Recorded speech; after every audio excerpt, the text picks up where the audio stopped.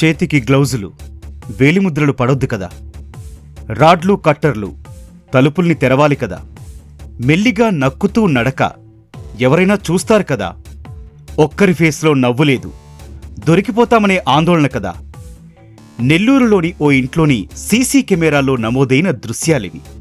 దోపిడీ కోసం వచ్చిన దొంగల కదలికలు సీసీ కెమెరాలో ఇలా స్పష్టంగా రికార్డయ్యాయి.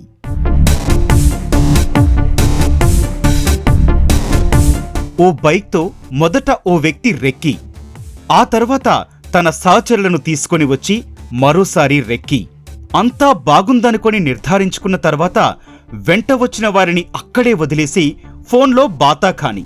దొంగతనానికి ముందు ముఠా సభ్యులు అనుసరించిన వ్యూహాలివి. నెల్లూరు జిల్లాలో 3 రోజుల వ్యవధిలో తమిళనాడు దొంగల ముఠా చేసిన అరాచకాలివి. 5 ఇళ్లల్లో చోరీకి పాల్పడ్డ ఈ ముఠా సభ్యులు దాదాపు 11 లక్షల రూపాయల విలువైన సొత్తు కాజేశారు. పట్టపగలే దోపిడీకి తెగబడ్డారు.